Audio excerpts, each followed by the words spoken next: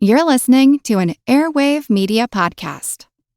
The regular season is heating up. New stars are emerging, and that means more opportunities to win up to 25 times your cash on Prize Picks, the most exciting way to play daily fantasy sports. Just select 2 or more players, pick more or less on their projection on a wide variety of stats, and place your entry. It's that easy. Let it fly to turn $10 into $250 with just a few taps. Easy gameplay, quick withdrawals, and injury insurance on your picks are what make Prize Picks the #1 daily fantasy sports app. Watch your favorite players and get paid doing it this basketball season. See your entries make progress during the game or make new entries for the second half and the fourth quarter. 3-pointers, assists, rebounds, and everything in between are yours for the taking. Join the Prize Picks community of more than 7 million players who have already signed up. Right now, Prize Picks will match your first deposit of up to $100. Just download the Prize Picks app and use code GET100. That's code GET100 on Prize Picks for a first deposit match of up to $100. Prize Picks. Pick more, pick less. It's that easy.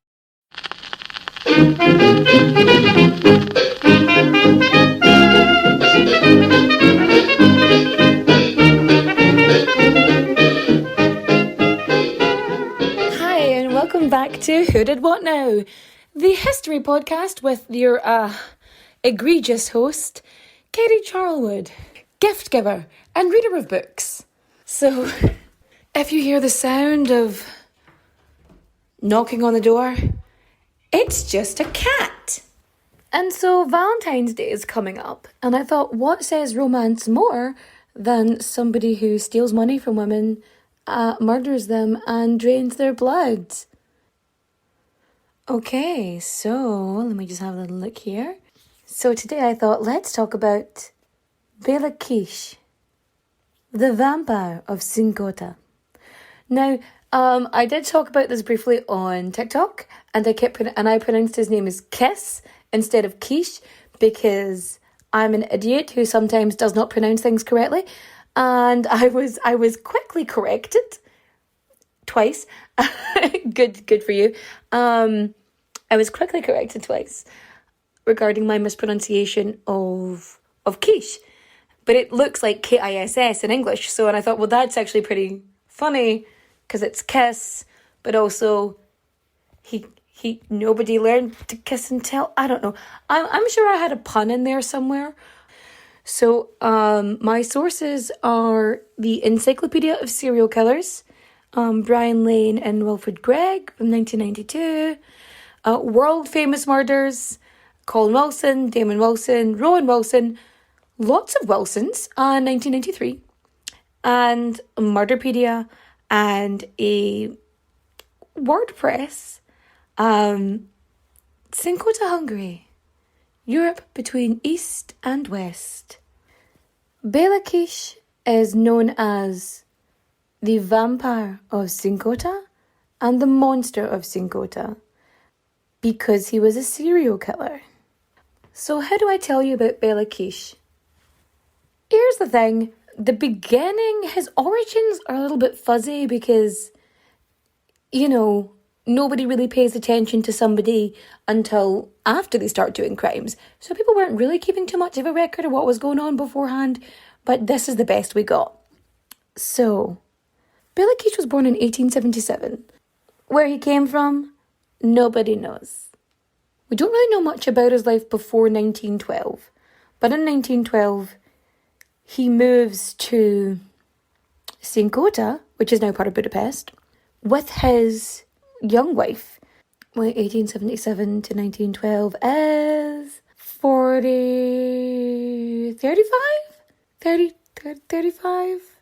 35. So he's about, Béla is born in 1877, and he is tall, blonde, handsome. He has striking blue eyes and a glorious mustache, by all accounts. And this man had a trade. He was a tinsmith, which does exactly what it says in the tin. He smiths tin and other light metals. So he had this trade, but he is also reported as being as a voracious reader. And you know what that means? That's like that guy who's read Catcher in the Rye for fun even though it's fucking boring, and we all know it's boring. But anyway, so he could talk to anybody. So he could charm the elites in the upper circles with conversations on literature, art, and history, even though he had, like, no formal schooling. So yeah, he could basically gab with the best of them. You know, he could basically talk about anything. He gab with the best of them, you know, on with, you know, the intelligent and the educated and the elite and the you know what he reminds me of? You know those guys, those people who own the complete works of Shakespeare. Like, they don't just own the books separately or the plays separately or, like, small selections. It's like those big motherfucking huge bricks of books. Nobody reads those. There is nobody who reads those. I love reading. I do. I love books as much as the next person. But have you ever tried to physically hold one of those books open? It's like there's a reason that The Lord of the Rings, you buy it in the 3 separate volumes. Or the Chronicles of Narnia. Granted, they're all like blah, blah, blah. But the point is, there's a reason that, like, in general, when they release, like, collections of books, they only really do, like, 3 at a time. Because it's too heavy to hold in your hands. So when somebody buys those fucking coffee table books, they're doing it just to be a pretentious shit. And Béla Kiss is a fucking pretentious shit. You goddamn tart. Anyway, clearly I have some deep-seated issues with Béla Kiss. Now, anywho, so by the early 1900s, about February 1912, Béla Kiss moves into a house in 9 Kossuth Street, Kossuth, at 9 Kossuth Street, Kossuth, Kossuth. I'm going to assume that it's either Kossuth or Kossuth, and I've probably still pronounced that wrong. Anyway, he moves into a street in the outskirts of Czinkota, which is on the outskirts of Budapest, in Hungary. There we go. When he moves with his young wife. So he's about 35, so she's 15 years younger, so she's 20. And, you know, we don't know what that marriage was like, but in general, I find that marriages of the past with men with incredibly terrifying mustaches probably weren't the most enlightening of situations. Well, all we know is clearly this marriage was not going well because Marie, his young wife, was having an affair with Paul Beakery. Well, I say she was having an affair. We only have Keisha's word that she was having an affair with Paul. By December of 1912, Marie has disappeared, and in a crazy random happenstance, so has Paul, her so-called lover. Now, I wouldn't blame her. Clearly that mustache wasn't doing anything for her. Béla's there, he's telling all his neighbours, she left me with him. They fled to the Americas. She clearly did not appreciate this mustache, but it's okay. She clearly wanted something else, and he basically gave off the impression that he pitied her for leaving him. And dude, I get it, but also, you know when someone's just that bit too eager to explain away a situation? But so not long after his wife's disappearance, he starts collecting these metal drums. Yeah, and people in the neighborhood, they're like, why the fuck does he have so many metal drums? He says that he's collecting gasoline and oil because, there's rumblings of a war coming. And so some people are like, okay, cool. He's just really prepared. And other people think he's just making his own hooch. And that's why he's keeping it in the metal drums. He's like, he's probably making his own booze. That seems fair. And also during this time, a few women are reported missing in Budapest. The only clues the police have are they were going to meet a man called Hoffman. But, police couldn't find this person. He just disappeared. Overly prepared or, making his own booze. And, which either way during the war, you either want to have booze or you want to have gasoline. I mean, that's fair enough. But they also, they see him as a friendly dude. He's nice, he's polite, he's hardworking. He throws parties at a local hotel for the village, so they can all come and party and hang out and have a swell time and just revel in this wonderful fellow's generosity. He's so kind, he's so considerate, he's that lovely neighbour. He has a masterful moustache. So he's seen as the town's most eligible bachelor. You know, whether he gets a divorce or not, nobody really knows, but they just assume, you know, abandonment, whatever. So Kish, you know, doesn't have a woman around the house anymore because, you know, as far as everyone is concerned, she's fucked off to the continent, the other continent, a different continent, with her boyfriend. So he's all alone, you know, and a home needs a woman's touch. Obviously, because it's the early 1900s. Anywho.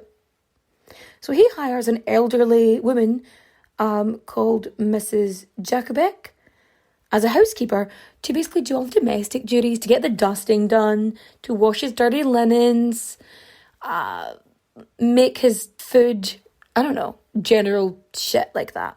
So yeah, Mrs. Jacobek, she does all of the domestic duties that, you know, a wife would normally do, again, because it's the 1900s. Anyway, the eligible bachelor becomes the gossip of the town.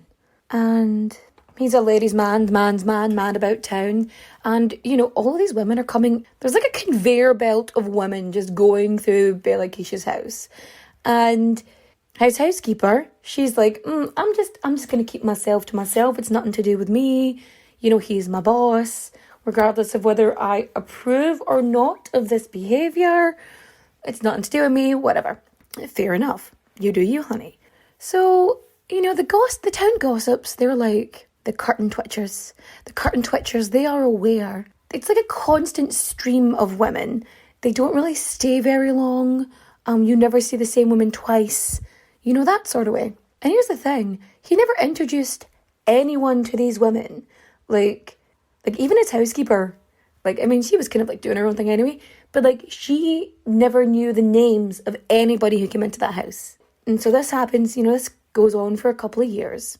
1914 comes along and it's the outbreak of World War I.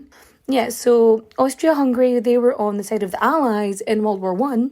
So Kish is conscripted and he leaves his house in the care of Mrs. Jacobek. I wonder if it's Jacobek. I wonder if is it Jacobek or is it Jacobek? Maybe I'm pronouncing her name wrong this entire time. So 1916 rolls around and reports come back to Czinkota, incorrect reports, come back to Czinkota that Béla Kiss has been, you know, killed in action. And the landlord, or so they say, the landlord probably thought, 2 years, this is long enough, I need to get some money. So he goes down. You know, he's like, I need to get the place ready, make sure it's all clean and stuff, and I'll get a new tenant in. You know, no harm, no foul. There was like one account which said the soldiers were like marching through and were looking for supplies for the war. Some people in the village were like, hey, that Béla Kiss dude, he had some, gasoline stockpiled that we thought was hooch. But yeah, you can just go grab that because he ain't coming back, we don't think. But by most accounts, most versions that I've read regarding this say that it was the landlord. So he goes in, takes a wee look. You know, some say he had a cleaning crew, some say he was on his own. We don't know this exact bit of information. You know, and he wants to go and, you know, see what repairs need done in case, like, the house has fallen into disrepair or other sort of stuff's gone wrong. And so he gets to the property, and outside the property there's, like, he sees, like, a good few large metal drums. And he's like, oh, okay. So he's like, I wonder if it is gasoline, because he's thinking, oh, great, I can make, you know, some money off of that. Curiosity gets the better of him, and he's like, I'm gonna go open Pandora's box here.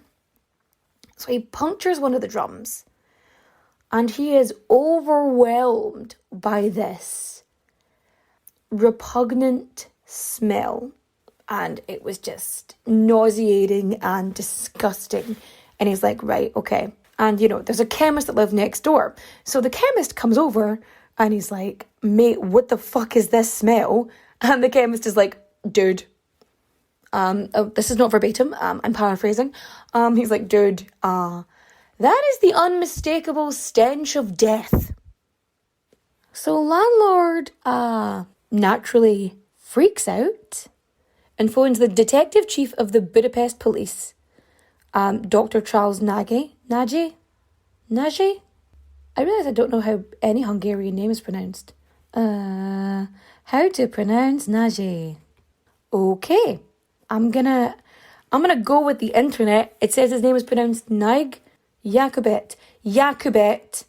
Mrs. Jakubet. I will say it correctly from now on. Thank you, internet. Anyway, so Dr. Charles Nagy, the detective chief of the Budapest police, he gets the call from the landlord in Czinkota. He's like, think there may have been a murder. He says the house was rented out to this soldier, and the lease has lapsed, but he may also be like a prisoner of war or dead or whatever. So I went having a wee look and found the stuff, and I really, and he begged, he's like, can you please investigate this, because I cannot go back into this property until this is figured the fuck out. So Nagy basically grabs two of his best detectives and needs for speeds down to the town. And so they get there and the landlord's like, thank God you're here. He's very excited. He greets them.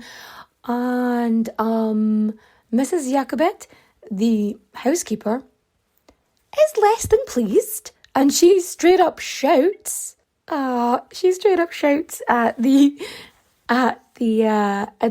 policeman, because she's like, she promised to safeguard like all his stuff and protect the house, and she's like, you should leave my master's property alone, yada yada yada. So now has one of the metal drums opened, and it confirms the suspicions that the awful smell of human decomposition was in fact human decomposition. So they open up the drum, and hit with that just cloud of stench. And then they face a sack and the preserved body of a young woman with long dark brown hair, the rope that she had been strangled with, and she had been perfectly preserved by this weird alcohol pickling mix. So naturally, they are suspicious of Mrs. Jakubet, and they question her about the metal canisters, about the big metal drums, and she said, people were talking about them, like people had been talking and they thought that he was like, he had his homemade hooch in there, some illegal booze, but like the town constable had come to chat to him, and he told the constable that he was just stocking up on gasoline for the war. So a mortician is called in because they have to, collect the bodies of the victims. So there's 7 that are just out and about, and each one has a perfectly preserved naked woman in them. Anyway, and Detective Nagy, he's like, okay, we're going to be like super thorough. And he's like, we're going to be thorough. So they start digging up the grounds around the house, and they find 17 more drums, and 16 have a perfectly preserved body of a woman who is nude, and 1 man, Paul. And every single one of these victims had been strangled. So these bodies were so well preserved that they were still that they were easily recognizable, and they actually thought it was going to be quite, and so it wasn't actually going to be that tough to identify them, even by like 1914-16 standards. Immediately, Nagy is hitting the ground running. He notifies the military that Béla Kiss, if he's still around, that he has to be arrested immediately. So the military is out looking for Béla Kiss, but it's kind of tough because Kiss is a really popular surname and Béla is a really popular forename. So he's actually pretty hard to track down in general. So, and also there's a war going on, so it's very complicated. But anyway, and next thing you know, he interrogates Mrs. Jakubet, because they think, oh, well, maybe he's got an accomplice, maybe she's been helping them, that's why she was so mad at us, blah, blah, blah, blah, blah. The first thing they do is they're like, we need to identify these victims. they managed to find like pieces of clothing and like a little bit of a handkerchief with like initials on them, like KV on one, MT on another, inside the house. So Mrs. Jakobet's sitting there like freaking the fuck out, as one would when you find out that there are literally dozens of bodies in the garden in the place where you work. Anyway, and that your boss is quite probably the one who killed them. So she's sitting there, she's freaking out. She says she doesn't know anything about it. She just knew Béla Kiss is, the dude who paid her well. He was so kind and pleasant, so on and so forth. So they're going through the house and it's spotless. Like, she kept this place tip-top, because she's good at what she does. Respect the drip, Karen. And so the detectives are going through their house and they notice that this one door is locked. I'm like, mate, what is this? And, she says, that's his private room. He told me never to enter into it and never to let anyone in. And he's like, okay, well, you kind of have to let us in. And so she takes this key, unlocks the door, and it's like an office.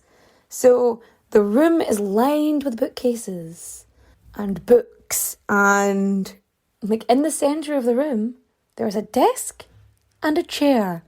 Very minimalist. And so they open the desk, and there's literally hundreds of letters. So there's hundreds of letters, all this. So like there's just this massive volume of correspondence, like this huge mass of letters between Béla Kiss and like all these other people, except it doesn't have the name Kiss on it. It has the name. Being a part of a royal family might seem enticing, but more often than not, it comes at the expense of everything else, like your freedom, your privacy, and sometimes even your head. Wondery's new podcast, Even the Royals, pulls back the curtain on royal families, past and present, from all over the world, to show you the darker side of what it means to be royalty. From icons like Grace Kelly, Oscar-winning actress turned Princess of Monaco, who the world saw as the ultimate good girl. She mastered playing a happy wife and mother, but beneath it all, she was desperately lonely. Grace spent her whole life working towards perfection, and it ultimately cost her her happiness. Or King Ludwig II from Bavaria. He was only 18 when his father died, leaving the crown to him and a duty to rule that he never wanted. He refused to lead, and used the funds from the royal treasury to further his extreme love of opera. But this choice eventually cost him the crown and his life. Follow Even the Royals on the Wondery app, or wherever you get your podcasts. You can binge Even the Royals ad-free right now on Wondery Plus. Fargo, the new virtual assistant from Wells Fargo, makes banking faster and easier. Like this. Fargo, what's my checking account routing number? And this. Fargo, turn off my debit card. And this. Fargo, what did I spend on groceries last month? And that's just the beginning. Do you Fargo? You can in the Wells Fargo mobile app. Learn more at wellsfargo.com/getfargo. Terms and conditions apply. Your mobile carrier's availability and message and data rates may apply. Wells Fargo Bank, N.A., member FDIC. Hoffman! There's also this photo album with like photos of more than 100 ladies. I mean, you would have to like sit for a photo. You know what I mean? You would have to like take the time. Like, it was a big deal to get a photo back in the day. So like, that's a lot of effort. So back to these letters. And, they see all these letters and they're like, oh shit, what if there's more victims than what is outside, what we've just dug up? And they go through all these letters. And so there's like 74 packets. And each packet was all the mail, all the correspondence from like one woman. So 74 separate packets of correspondence. So there's like 74 women that they could know of. So Béla Kiss, as it turns out, also had a home, had an apartment in Budapest, but we don't really know anything about that one. So what he would do is he would post an ad in a Lonely Hearts column with like very particular sort of buzzwords to try and get rich women to respond. And so basically he was doing a Lonely Hearts for marriage, and like as they were going through these packets, there was like a marriage proposal. So he had offered marriage. Yeah, so he basically proposed to them throughout this, through the Lonely Hearts thing, it became really, really clear to them that Béla Kiss was basically committing fraud. He was just stealing money from these women on the promise of marriage, and basically taking all like their savings, their financial resources, all that kind of jazz. And these letters, some of them actually went back to 1903, so before he actually got married himself.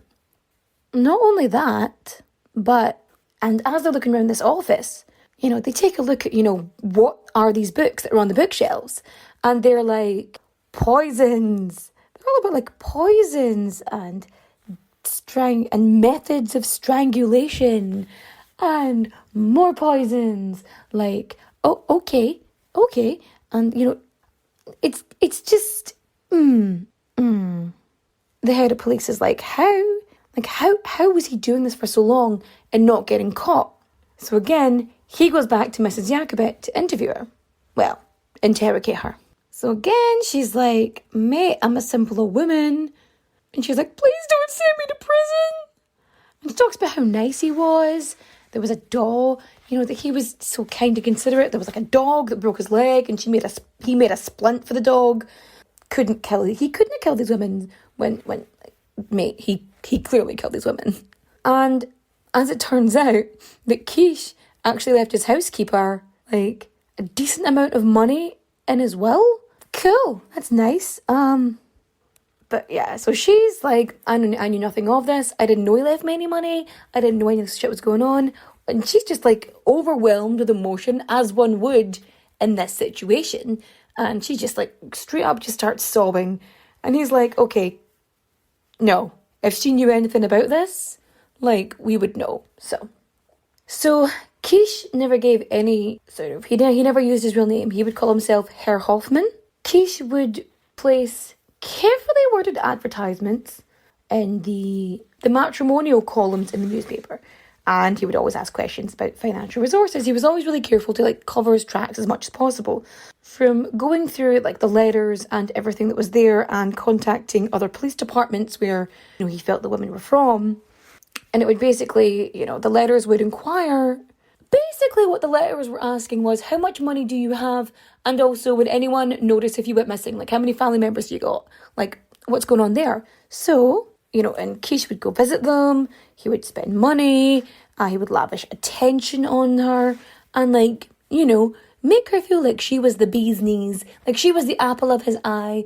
And other terms of endearment I cannot think off the top of my head. I'm sorry, I'm losing my voice. I'm so sorry. They were just going through everything with a fine-tooth comb. And, like, if there was, like, a reason that, you know, if it looked like, you know, the woman was going to contact the police, he would just remove the problem, eliminate the issue in the situation. So they get their first break, and it's Madame Catherine Varga. So the KV were the initials they found. And Catherine Varga was a young widow from Budapest and had a profitable dressmaking business, and she sold it so she could meet with her prophet because she had, you know, a new husband on the way. So she was like, I don't need to work now. I got a husband.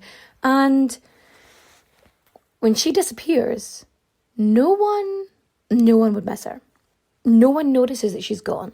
And the good thing is, like, people made their own clothes and stuff back then, so, like, their names would be embroidered in it. So they find something else that has, like, Julianne Patrick stitched in it.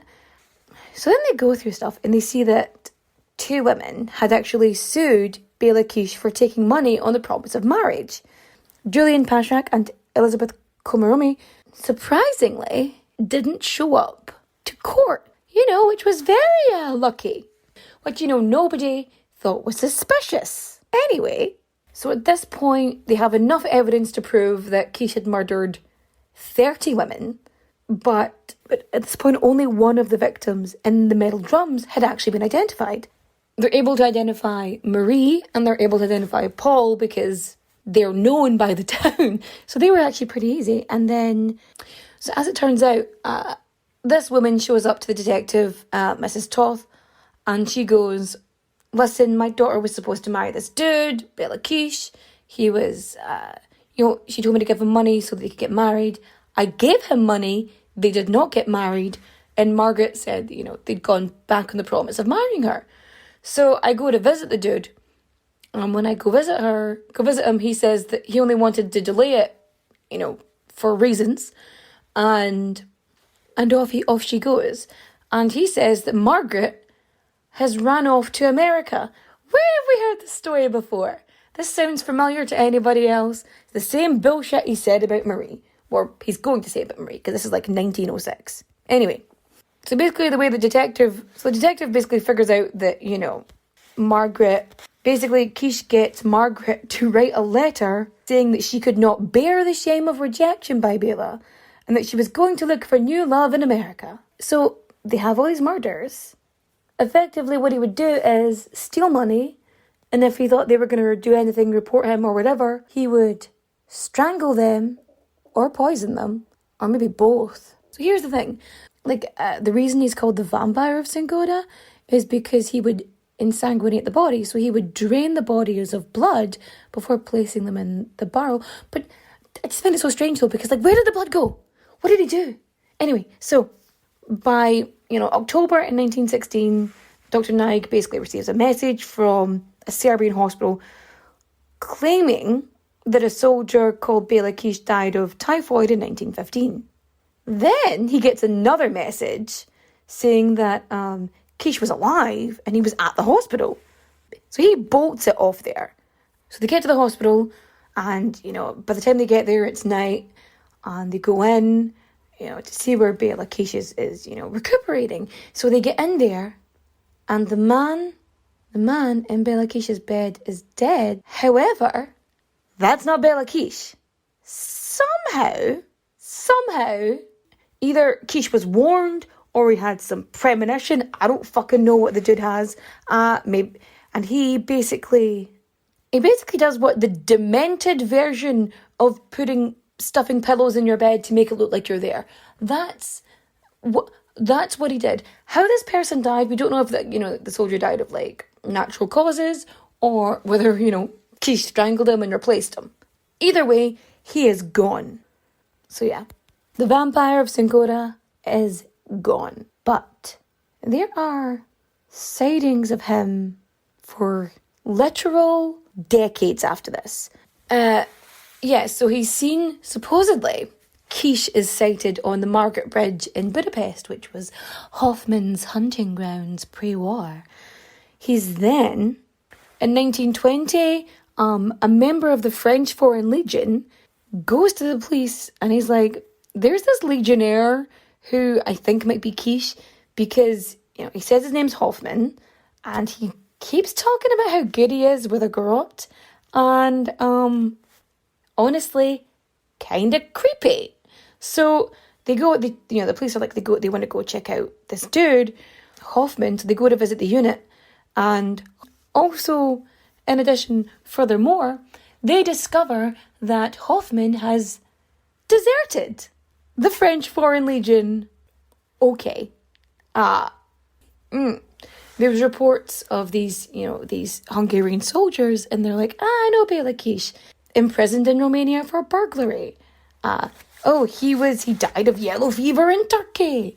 So, 1932, so that's another 16 years later, Detective Henry Oswald, also known as Camera Eye, because he has such a great memory for faces, was convinced that he saw Béla Kiss walking out of a subway station in Times Square.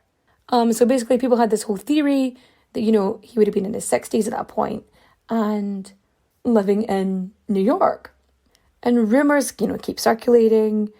And in 1936, the gossip was that he was working as a janitor in this apartment building. And so the police are like, okay, we'll go check it out. It's 1936. The war's just started, but we're not in it yet, so we'll go have a look. And when they go to interview the janitor, boom, janitor has just disappeared. A lot of this is they went to go chat to this suspicious dude, and this suspicious dude with a foreign accent has just fucked off for whatever reason. I mean, there's plenty of reasons, that people might be, plenty of reasons why somebody might run away from the police, but that's going to happen. But here's the thing, right? So there's all this supposed travel by Béla Kiss like all over the world, but there are no more crimes apart from these that have been attributed to him. So either A, he was killed at war, or he was killed shortly after war. Or B, he was injured so severely in the war that he did not have the means, or the ability or capability to continue killing. Or C, he just kept killing, but he just wasn't caught. Also, this whole thing about camera eye is, as far as I know, the so-called photo, which is like the soldier with the mustache and the hat that is attributed to being Béla Kiss, is, I think, a sketch, as far as I know. I don't know if it's actually... Yeah, it's a sketch. It's not quite a... Also, in addition, furthermore, why did he keep them? Like, here's the thing. Like, why did he keep the bodies so close when they could be easily detected? But yeah. So, that was the story of Béla Kiss, the vampire / monster of Czinkota. So, what did we learn today? 1, do not trust men with mustaches. I think that's clear for everybody. Do not trust men with mustaches. The bigger the mustache, the more dangerous they are. So, you know, that mixologist, in that bar with the vintage style lights and they've got the tuxedo on, don't trust them. No. I don't care how jaunty their mustache is. It is not worth it. Don't. Also, the past is frightening. I feel like is another thing we should take on board. Recommendations. Guess who's finally reading a book that isn't about history? Nope. I'm reading Women Don't Owe You Pretty by Florence Given. So I'm gonna have a wee look over that and see how we get on. I'm pretty excited to read it, actually. Especially considering I've ordered so many books and they've only started to arrive and they're all like delayed and stuff. So that's not fun, I must add. But anyway, that's not the point. So, oh yes, also, if you are listening to this on iTunes, if you want to like rate and review, you could just like give me 5 stars and say your favourite colour. I don't care. Just say something nice. If you review it, the more people get to, more people get to like learn of its existence, and that would be nice. I would like to share history with more people if that's possible. And not just because I love the sound of my own voice. I would greatly appreciate it if you would just rate and review, maybe say something nice. Oh, so anybody have any fun Valentine's plans? My Valentine's plans involve eating as much cheese as physically possible, and possibly, I don't know, maybe watch Dancing on Ice. That's on Valentine's Day, isn't it? That'll do. That's fine. It's fine. Oh, I have started listening to podcast recommendation. Actually, I started listening to Small Town Murder, and those guys are so funny. They're so funny. I am 100% here for this. I really enjoy it. But anyway, you can catch me on all of my social medias. Feel free to like, rate, and subscribe. Yay! And get more of this talking at you. No, I usually don't buy new things in general. I tend to wear pre-loved stuff. But this girl showed up on my TikTok, and she's on Depop. It's Radiohead 123. Radiohead 123.